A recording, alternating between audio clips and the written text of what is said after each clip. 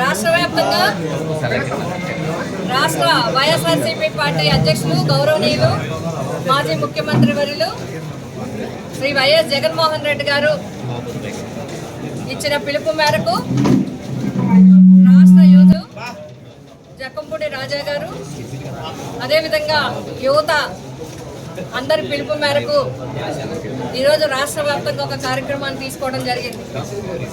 మీ అందరికీ తెలుసు 2024లో ఎన్నికల అనంతరం కూటమి ప్రభుత్వం వచ్చినప్పటి నుంచి కూడా ఈ సంవత్సర కాలం పథకాలు అమలు చేస్తారని చెప్పి ప్రజలందరూ ఎదురు చూశారు.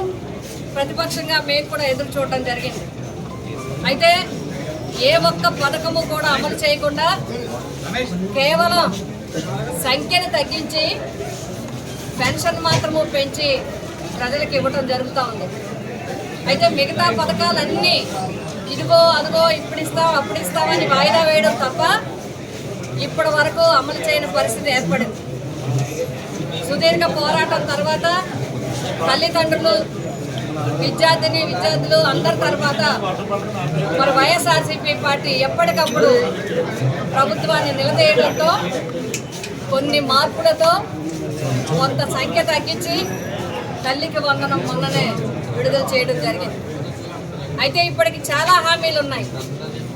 ముఖ్యంగా యువతకి వచ్చిన వెంటనే ఉద్యోగాలు ఇస్తామని, ఒకవేళ ఇవ్వలేకపోతే మొదటి నెల నుంచి కూడా నిరుద్యోగ వృత్తి ఇస్తామని, అనేక రకాల అవకాశాలు కల్పిస్తామని చెప్పి ఈ సంవత్సర కాలంలో వాలంటీర్స్ని తీసివేయడం జరిగింది.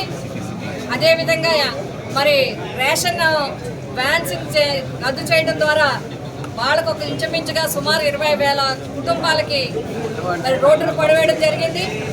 అలాగే బ్రాందీ షాపులు కానీ ఇతర షాపుల్లో వేయడం జరిగింది.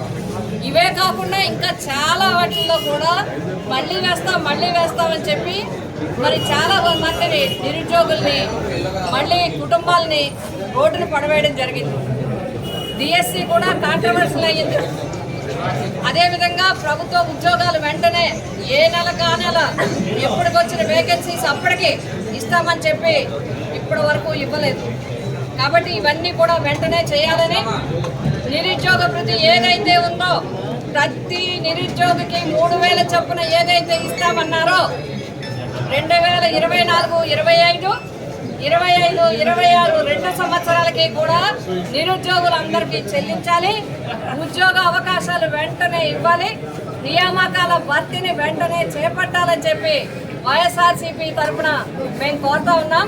కాకినాడలో జరిగే ర్యాలీకి కలెక్టర్ గారికి ఇచ్చే రిప్రజెంటేషన్కి పిఠాపురం నియోజకవర్గ వైఎస్ఆర్సీపీ కుటుంబం తరఫున అందరూ సంస్థాగత ప్రతినిధులు, స్థానిక సంస్థల ప్రతినిధులు, మరి అదేవిధంగా అనుబంధ సంస్థల రాష్ట్రం నుంచి గ్రామం వరకు ఉన్న కమిటీ మెంబర్స్ అందరూ కలిసి ఈరోజు ఈ కార్యక్రమాన్ని తీసుకున్నాం.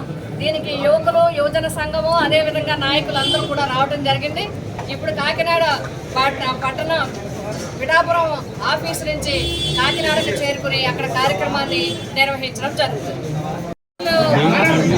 స్కూల్లో విద్యార్థులకి మరి మధ్యాహ్న భోజన పథకం పెట్టడం అనేది ఒక ఛాలెంజ్గా తీసుకుని జగన్మోహన్ రెడ్డి గారి ఆధ్వర్యంలో మంచి సాల్టెక్ రైస్ని ఇవ్వటం మాత్రమే కాకుండా మంచి మెనూనిచ్చి చాలా చక్కగా పోషకాహారం ఉండే విధంగా వాళ్ళకి అందరూ కూడా ఆరోగ్యంగా ఉండే విధంగా ఎప్పటికప్పుడు పర్యవేక్షణ చేసి అందించడం జరిగింది.